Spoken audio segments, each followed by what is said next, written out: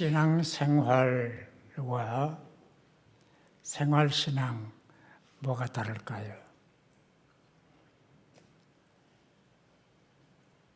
신앙생활이라고 하는 것은 믿어라 그래야 구원받는다.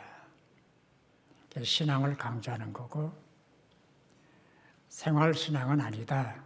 똑바로 살아라.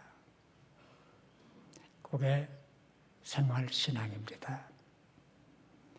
신약성경 가운데 로마서라고 하는 책은 믿음, 신앙을 강조하고 있고, 또 야고보서라고 하는 책은 행함을 강조를 합니다. 마치 두 복음서가, 이 편지가 상충되는 것 같아요. 근데 그건 아니고 둘을 합하면 멋진 작품이 나옵니다. 바로 믿고 바로 살고.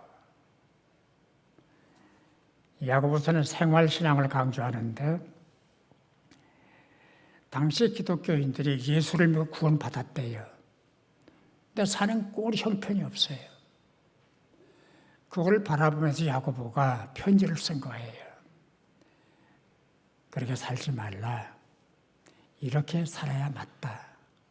이게 그리스도인의 삶이다. 라는 것을 교훈하기 위해서 야고보서를 집필했습니다. 그러면 생활신앙은 어떻게 해야 되는가?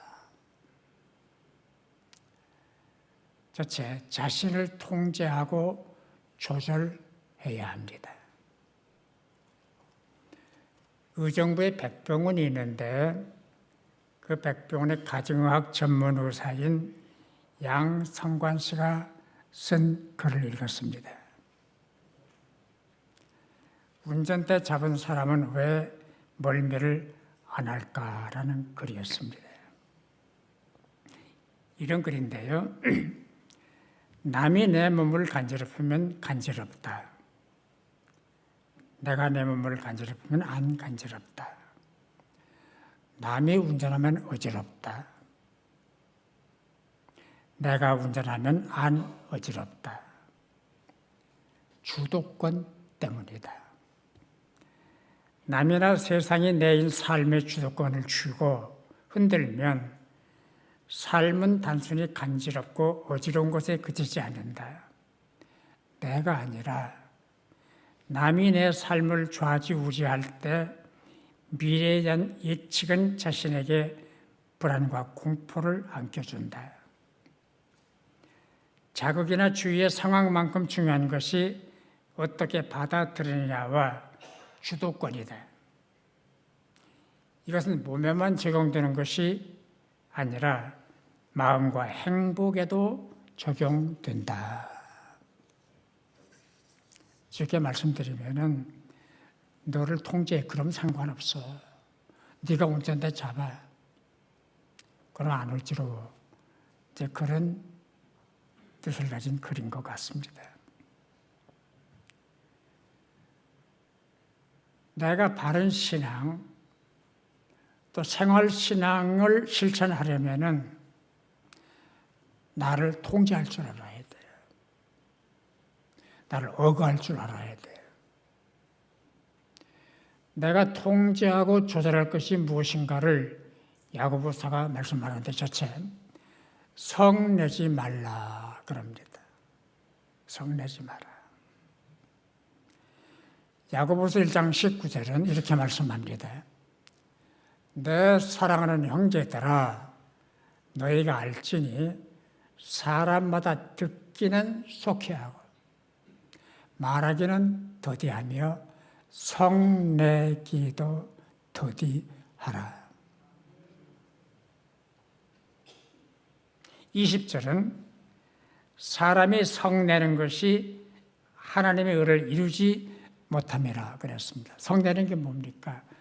속에 감추인 분노를 얼굴 표정으로, 말로, 행동으로 표현하는 게, 그게 성내는 거예요. 바울은 에베소 4장 26절 27절에서 이렇게 말씀합니다. 분을 내어도 죄를 짓지 말며 해가 지도록 분을 품지 말라. 그리고 마귀에게 틈을 주지 않도록 해라 말씀합니다. 현대인들이 다양한 질병을 앓고 있는데 그 정신질환 가운데 화병, 우라병, 분노 조절제가 제일 많답니다. 다 화를 내요. 아빠도 화를 내고 엄마도 화를 내고 누나도 화를 내고 형님도 화를 내고 유치원된 애들도 화를 내고 왜냐 봤더니 엄마한테 배우는 거예요.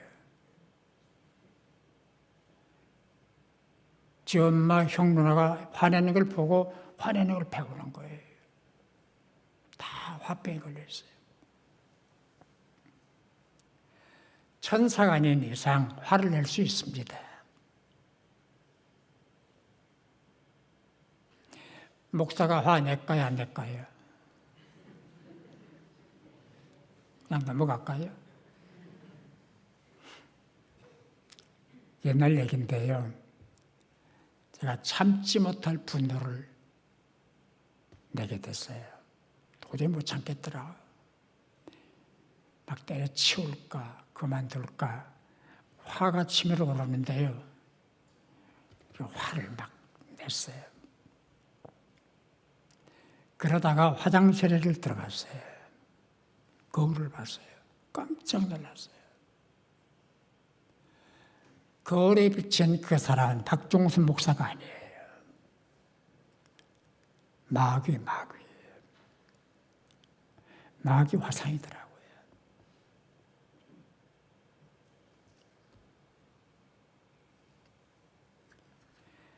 야고보가 말씀합니다. 화내지 마라. 화를 풀어라. 그 화를 몸에 담고 있으면 마귀에게 틈을 준다. 화내지 마라. 빨리 풀어야죠. 오래 품지 않아야 되죠. 독사야를 품으면 독사가 나옵니다. 그건 자연 법칙이잖아요. 달걀을 품으면 병아리가 나옵니다. 타조알을 품으면 크긴 하지만 타조가 나와요. 화를 품으면 화병이 생기고 계속해서 그 화를 품고 살면 마귀 역사가 일어납니다. 마귀가 틈을 타는 거예요.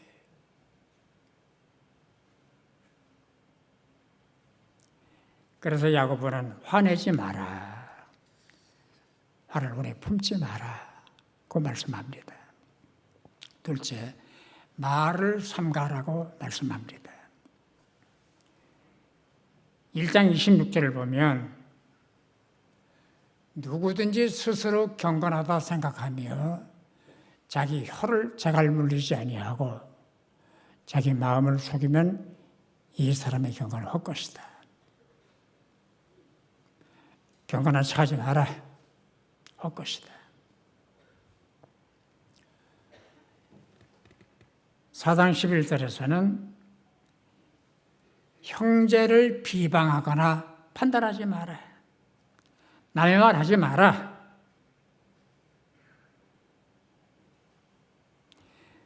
바울은 에베소 4장 29절에서 무릇 더러운 말은 너 입 밖에도 내지 말고 오직 덕을 세우는 데 소용되는 대로 선한 말을 하여 듣는 자들에게 은혜를 끼치게 하라. 은혜를 끼치게 하라. 그 카카오 스토리에 나오는 얘기인데요. 개한테 물린 사람은 반나절 만에 치료받고 집으로 돌아갔고 뱀한테 물린 사람은 3일 만에 치료받고 집으로 돌아갔고 말에 물린 사람은 아직도 현재 입원 중이다 그랬더라고요. 무슨 얘기예요? 뱀 독보다 미친 개 독보다 이 말의 독이 세다는 거예요.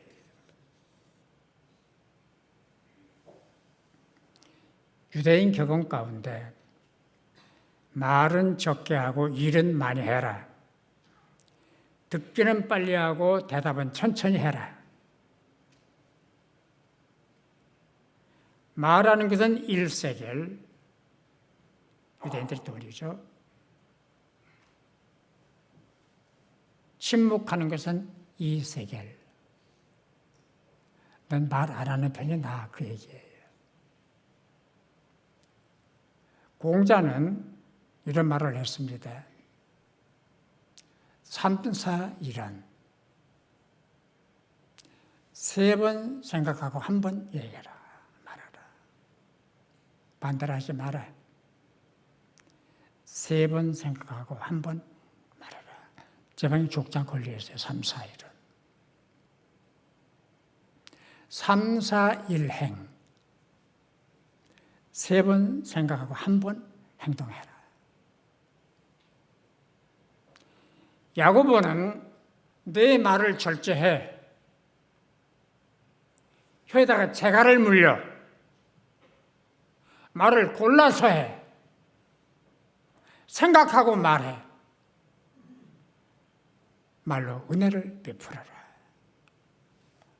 라고 말씀을 합니다. 인간만 말을 합니다. 개나 돼지는 말을 하지 않습니다.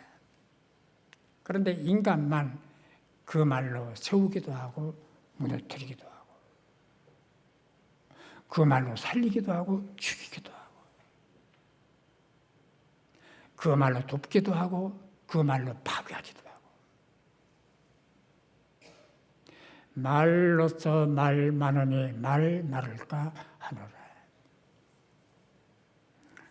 성경 구절은 아니에요. 두 번째, 믿음을 실천하라고 우리에게 말씀합니다. 2장 14절을 보겠습니다. 내 형제들아, 만일 사람이 믿음이 있노라 하고 행함이 없으면 무슨 유익이 있으리요? 그 믿음이 능히 자기를 구원하겠느냐? 말로 구원받니? 아니라는 거예요. 17절 중요합니다. 이와 같이 행함이 없는 믿음은 그 자체가 죽은 것이라. 20절도 중요합니다. 아, 허탄한 사람아, 행함이 없는 믿음이 헛것인 줄 알고자 하느냐. 26절 중요합니다. 같이 읽겠습니다. 영혼 없는 몸이 죽은 것 같이 행함이 없는 믿음은 죽은 것이다. 행함이 없으면 헛것이야. 죽은 거야. 시체야. 유익이 없어. 그런 뜻입니다. 그래서 야고보는 믿음을 실천해라. 행함으로 보여라. 라고 말씀을 합니다. 예수님 당시에 나는 잘 믿는다. 나는 깨끗하다. 나는 떳떳하다. 그다음에 자기를 자랑하는 부류의 사람들이 있었습니다. 바리새파 사람들입니다. 나는 11조를 드린다. 금식을 한다. 시간마다 기도를 한다. 성경을 읽고 공부한다. 구제를 열심으로 한다. 안식일을 지킨다. 나쁜 거 하나도 없어요. 그런데 너는 왜 안 해? 너는 왜 못해? 라며 자기가 한다는 이유로 다른 사람을 정죄를 하는 거예요. 그러지 마세요. 그냥 자기가 해요. 남한테 강요하지 말아요. 내가 하면 돼요. 나만 해요. 왜 너는 못해? 왜 너는 안 해? 이게 바리새적인 사고예요. 그런가 하면 따돌림 당하고 비난받고 죄인 취급받는 사람들이 있었습니다. 세리들입니다. 저는 죄인입니다. 하는 게 없습니다. 내놓을 게 없습니다. 저는 낯을 들지 못합니다. 땅바닥에 넙죽 엎드려 기도를 합니다. 자랑하지 않습니다. 중요한 것은 주님의 관점인데요. 주님 말씀하시기를 자기를 내세우고 자랑하는 이 사람들보다는 이 사람들이 낫다. 이 사람들을 칭찬한다. 근데 오해하면 안 됩니다. 예수님의 뜻은 세리가 되라. 세리처럼 살아라. 세리처럼 못된 짓을 해라. 그런 뜻이 아니에요. 그들의 자기 낮춤, 자기 고백, 회개, 이 태도를 배우려는 거예요. 교회도 그래야 되고 우리 개인도 그래야 됩니다. 어떤 목사님이 개척을 시작을 했습니다. 어느 건물 지하를 월세로 빌려가지고 교회를 시작을 했어요. 그 옆에 여자 중고등학교가 있더랍니다. 얼마나 좋아요. 학교를 끼면 좋잖아요. 기대를 걸고 개척교회를 시작을 했는데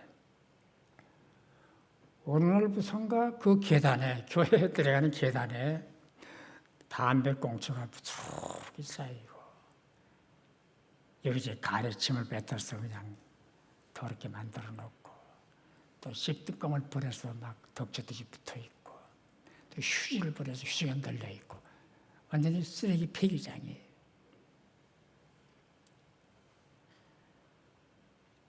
며칠 지난 다음에 알아보니까 이 학교 학생들이 한 10여 명씩 몰려와가지고 학교 갈 때 담배 피고 껌 씹다가 버리고 가래 침 받고 또 휴지 버리고 그러고 하거든. 또 집에 갈 때 또 거기 와가지고 담배 피고 꽁초 버리고 휴지 버리고 가래 침 받고 그 짓을 하는 거예요. 목사님은 화가 났어요. 그래서 지켜섰다가 호통을 칠까 학교에다 얘기를 할까 생각을 하다가 전략을 바꿨어요. 햇볕 정책을 써야 되겠다.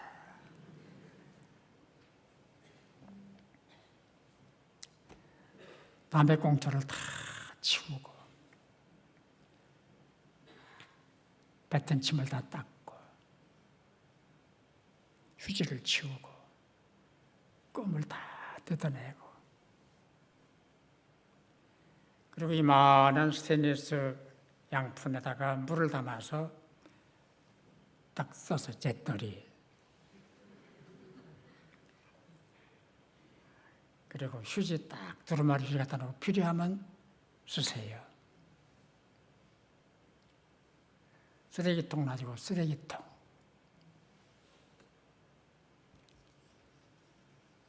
그리고 줄 한 박스를 사가지고 옆에다 딱 놔줬어요. 벽에다 쪽지를 붙였어요. 환영합니다. 편히 쉬었다 가세요. 귤은 맛있게 들고 남으면 친구들 갖다가 주세요. 매일 그렇게 했습니다. 사탕과 껌도 놔줬습니다. 쪽지도 바꿨습니다. 공부하느라 고생이 많죠? 시험 잘 보세요.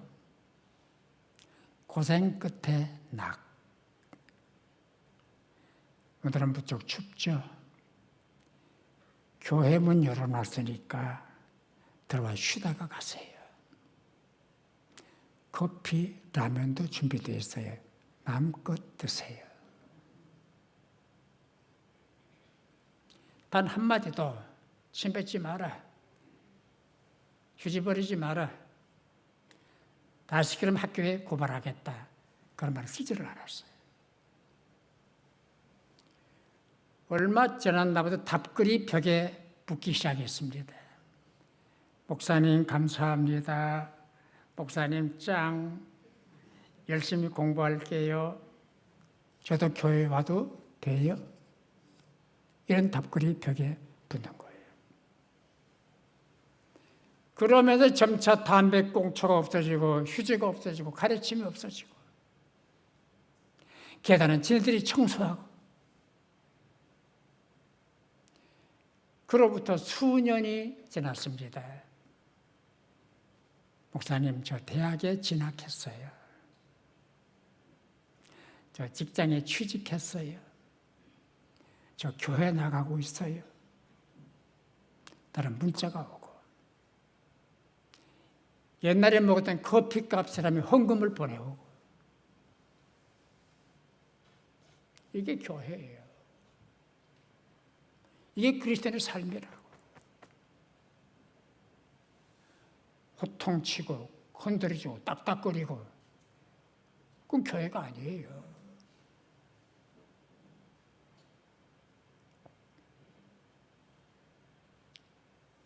이런 여유, 이런 너그러움, 이런 포용성, 이게 교회라야 합니다. 그리고 그게 그리스도인이라야 합니다.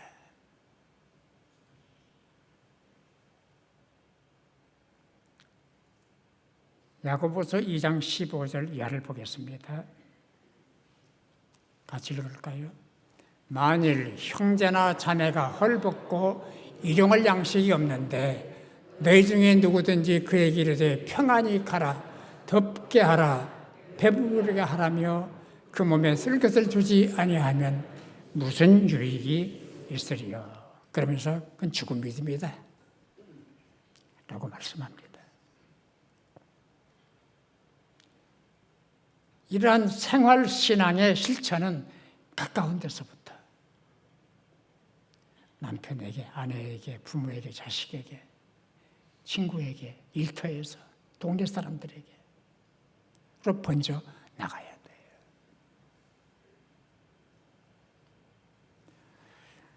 어떤 분이 이런 글을 썼더라고요. 말 잘하는 사람보다 잘 듣는 사람,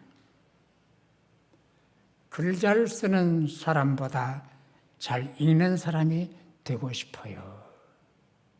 라는 글이었어요.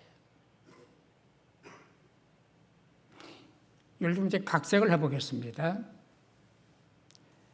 말 잘하는 사람보다 실천하는 사람이 되고 싶어요. 잘 믿는 사람보다 바로 믿는 사람이 되고 싶어요. 잘 사는 사람보다 바로 사는 사람이 되고 싶어요. 그러면 좋겠어요.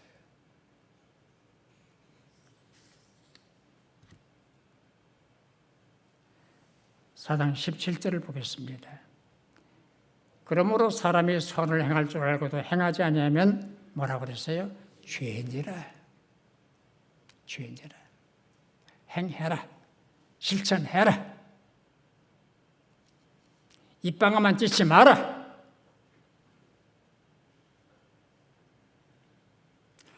세 번째는 주의 뜻을 따르라고 말씀합니다. 4장 14절을 보겠습니다. 내일 일을 너희가 알지 못하는도다.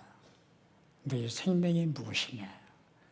너희는 잠깐 보이다가 없어지는 안개니라. 15절 보면 너희가 두려워 말하기를 주의 뜻이면 우리가 살기도 하고 이것이나 저것을 하리라 할 것이거늘. 무슨 뜻이에요? 사는 것, 죽는 것, 성공하는 것, 실패하는 것, 되는 거, 안 되는 것 다 주 안에 있다. 지금 뜻대로 하면 된다. 그런 뜻이에요.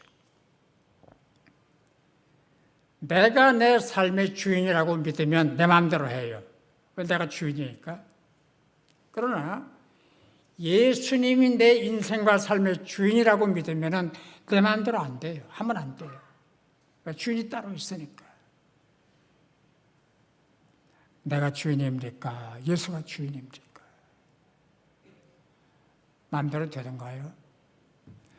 자식이 마음대로 됩니까? 건강이 마음대로 됩니까? 사업이 마음대로 됩니까? 인생이 마음대로 됩니까? 안 돼요. 되는 게 없어요. 왜? 내가 주인이 아니기 때문에 그래요. 그걸 인정하려는 거예요.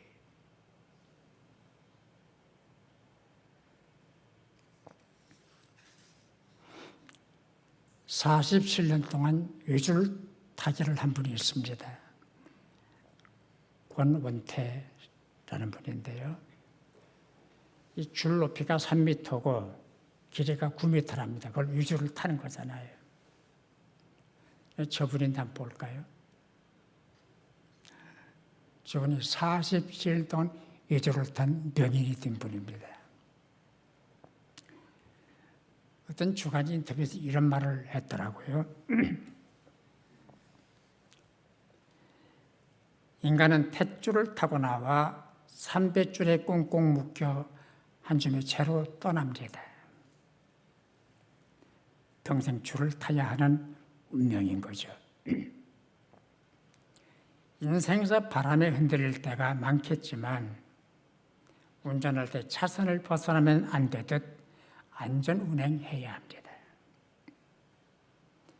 포기하고 싶을 때도 많았지만 끝까지 버티니 남사당 줄꾼으로 이름 석자는 남더군요.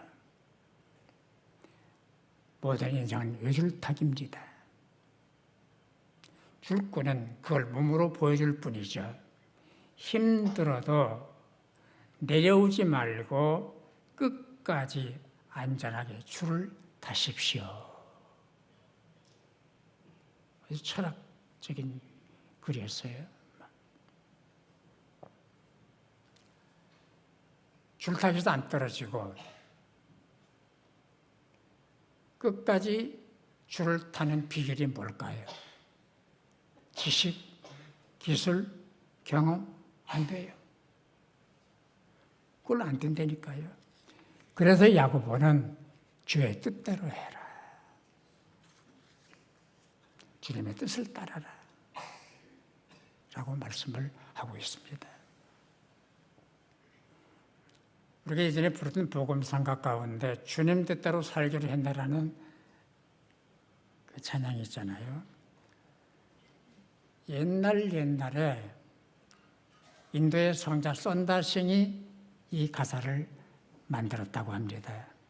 후에 많은 편곡 과정을 거쳐서 오늘 부르는 노래가 되는데요.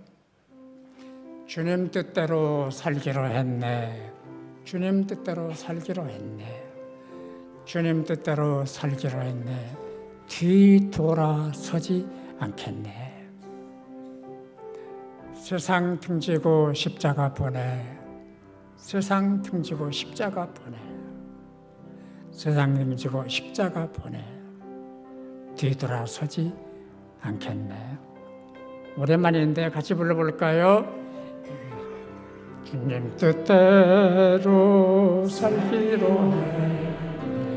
주님 뜻대로 살기로 했네. 주님 뜻대로 살기로 했네. 뒤돌아서지 않겠네. 세상 등지고 십자가 보내. 세상 등지고 십자가 보내. 세상 등지고 십자가 보내. 뒤돌아서지 않겠네. 이 가사가 맞습니다. 사는 것도 죽는 것도 성공하는 것도 실패하는 것도 오는 것도 가는 것도 주님 뜻대로. 주님 뜻대로. 우리 주님께서 십자가에 달리셨을 때 7마디를 하셨습니다. 그걸 가상칠언이라고도 말하는데요. 그 중에 한마디가 다 이루었다 라는 말씀도 있습니다. 다 이루었다. 이 다 이루었다는 단어는 헬라어로 테텔레스타이라는 말이랍니다. 그것도 상업 용어예요. 장사꾼들이 쓰는 용어예요. 나 갖다 지불했어. 나 돈 다 줬어. 그 뜻이에요. 다 끝냈다. 다 완성했다. 다 마쳤다. 이를 주님께서 십자가에서 하신 말씀의 의미는 내가 내 죄값을 다 지불했다. 너는 돈 낼 일이 없어. 내가 다 지불했어. 피로 십자가로 지불을 했다. 내가 할 남은 일, 주님 뜻을 따라가는 것. 주님 뜻대로 사는 것. 그것만 하면 돼요. 주님 뜻대로. 바울은 로마서 3장 27절에서 그런즉 자랑할 때가 어디냐? 너 뭘 자랑하겠니? 너 자랑할 게 없다. 무슨 법으로냐 행위로냐 아니라 믿음의 법으로니라. 너 자랑할 믿음밖에 없어. 믿음이 뭐예요? 예수 그리스도.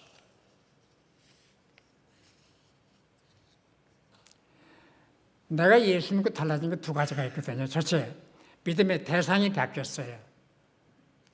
그동안 나를 믿고 세상 믿고 권력 믿고 돈 믿고 살았는데 예수 믿고 나니까 대상이 바뀐 거예요. 예수님으로. 대상이 바뀐 거예요. 둘째는 삶의 방식이 바뀌었습니다. 내 멋대로 살고 내 마음대로 살고 내 고집대로 살고 내 경험 따라 살았는데 예수 믿고 나니까 방식이 바뀌는 거예요. 얼굴빛이 바뀌고 삶의 태도가 바뀌고 말이 바뀌고 몸짓이 바뀌고 가치가 바뀌고 삶의 목적이 바뀌고 다 바뀌었어요. 그래서 예수 믿는 사람은 함부로 살 수가 없고 함부로 말할 수가 없고 함부로 몸짓을 할 수가 없고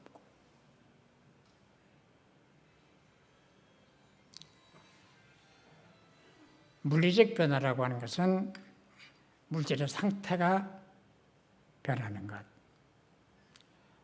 화학적 변화라고 하는 것은 물질의 성질이 변하는 것. 영적 변화라고 하는 것은 그 사람의 인생, 가치관, 꿈, 비전, 영혼이 바뀌는 거예요. 우리는 영혼이 바뀐 사람들입니다. 그것을 거듭남이라 말하기도 합니다. 거듭난 거예요. 달라지고 변한 내 모습을 남편에게 보여주고 아내에게 보여주고 자식들에게 보여주고 부모에게 보여주고 친구에게 보여주고 일터에서 보여주고 사는 동네에서 보여준다면 박수갈채를 받게 될 거예요. 쟤들이 기독교인이에요? 쟤들이 예수 믿었다고 손가락질 하던 사람들이 역시 달라. 저 사람들이 기독교인이에요. 저 사람들이 필요해. 저 사람들이 있어서 우리가 편해. 마을이 편하고 직장이 편하고 나라가 편해. 어떻게? 내가 편하면 되는 거예요. 대통령한테 기대하지 마세요. 무슨 대통령이 무슨 천재입니까? 아니면 무슨 요술방맹입니까? 내가 변해야 돼요. 내가 변하면 돼요.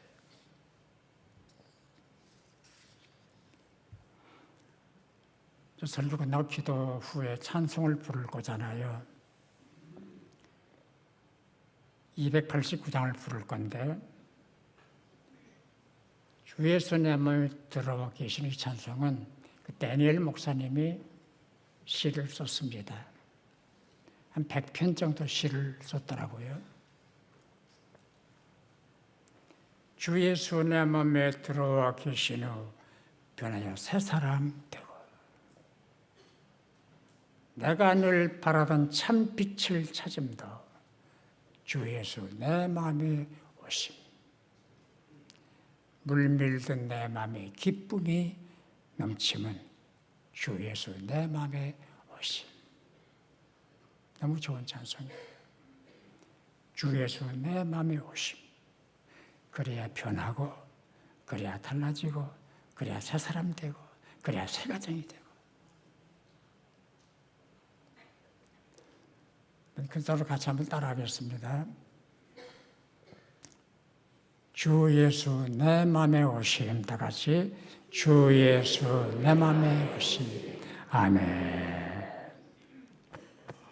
내 마음에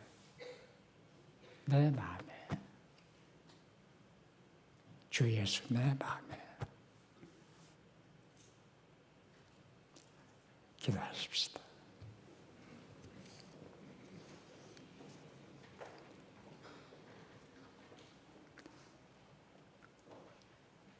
살아계신 아버지 하나님,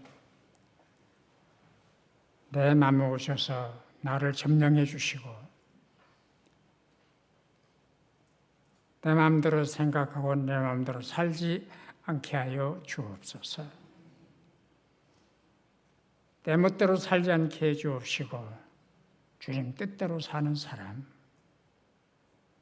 주님 뜻대로 말도 하고 행동도 할 수 있는 사람, 그런 사람으로 변화되게 하여 주옵소서.